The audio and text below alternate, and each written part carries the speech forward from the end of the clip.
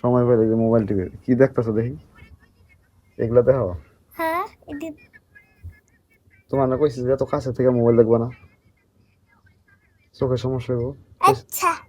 কইছিলাম না। আসসালামু আলাইকুম, আশা করি সবাই ভালো আছেন।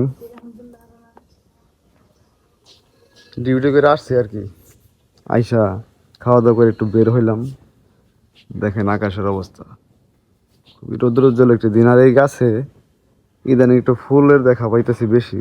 কারণ হচ্ছে আগে বাড়ির বেড়া বা গেট খোলা থাকতো সবসময়, এই জন্য ছাগল এসা, ইভেন পোলাপান এসা ফুল ছিঁড়া নিয়ে যাইতো, ছাগলের গাছ খাইতো। একদম মরার মতো হয়ে গেছিলো গাছটা, পাতা পাতা কমে গেছিলো। তো ইদানিং এই সাইডে গেট লাগানো থাকে, এর জন্য ছাগল টাগল কম আসতে পারে। আর দেখেন এই যে তুলসী গাছের মধ্যে মোটামুটি ইয়ে হয়ে গেছে, কচি কচি পাতা ধরতেছে। ওই কয়দিন আগে একটা বৃষ্টি হয়েছিল, তো এই বৃষ্টির কারণে পানি পড়ার কারণে ওই যে গোড়ার মধ্যে রস পাইছে, এর জন্য ওই যে নতুন নতুন পাতা গজাইতেছে আর কি। তো দেখেন এই যে একদম রৌদ্রোজ্জ্বল একটি দিন, দাঁড়িয়ে জানি কই গেছে। ঈদের আগের কাপড় চোপড় ছিল সব, এই যে এখানে দেখেন ধুইয়া দেওয়া হয়েছে আর কি।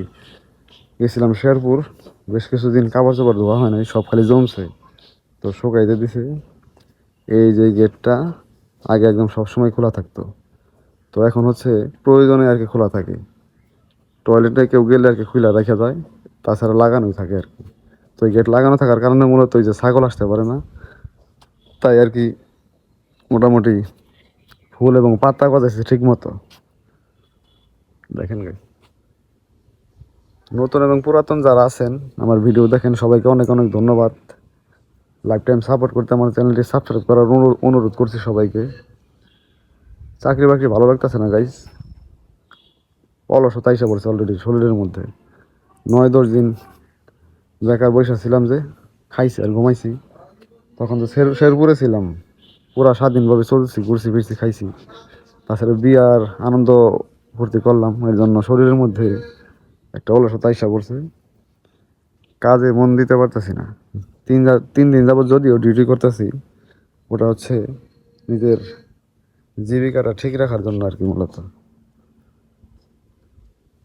মাইয়া তো মোটামুটি মনে করেন মোবাইল ছাড়া কিছুই বোঝে না, সময় পেলে যে মোবাইল টিপে কি দেখতেছো দেখি, এগুলা দেখো। হ্যাঁ তোমার না কইছি যে এত কাছে থেকে মোবাইল দেখবা না, চোখের সমস্যা হইব। আচ্ছা। কইছিলাম না, তারপর তুলে দেখো যে। আর এত মোবাইল দেখলে তো পরে চোখ নষ্ট হয়ে যাবো গা। কয় পার্সেন্ট চার্জ আনছো? প্রত্যেক দিন মনে করেন এই মোবাইলের মধ্যে কমপক্ষে 5-7 বার চার্জ দেওয়া লাগে, কারণ ব্যাটারি তো কম, মানে এম্পিয়ার কম, চার্জ কম লাস্টিং করে, এর জন্য মনে করেন বারে বারেই করা লাগে আর কি। আর আমার চ্যানেলের একটা সাবস্ক্রাইবার বাড়ছে, একটা বিয়ের ভিডিও দিছিলাম না কয়েকদিন আগে, আমার আমার ছোট ভাইয়ের ওই ইয়ার থেকে একটা সাবস্ক্রাইবার বাড়ছে। আর এই ভিডিওটা এই যে দেখেন, 1200-র উপরে ভিউ হয়েছে আর কি। ছাড়ছিলাম হইতেছে 2 দিন আগে, 2 দিন 20 ঘন্টা, 1200-র উপরে ভিউ হয়েছে, 4টা লাইক করছে আর কি।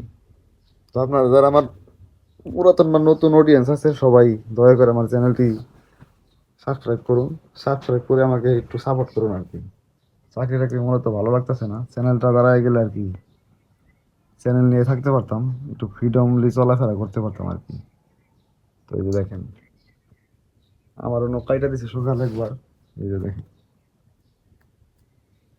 এখন তারটা কাটতেছে আর কি।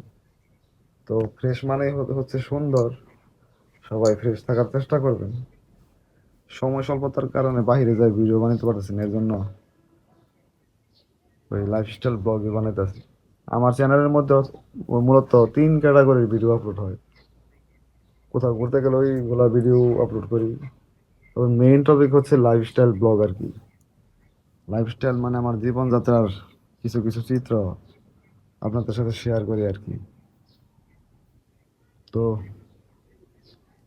টাকার অভাব খুব খারাপ জিনিস, টাকার অভাব যে কবে শেষ হবে বুঝতে পারতেছি না।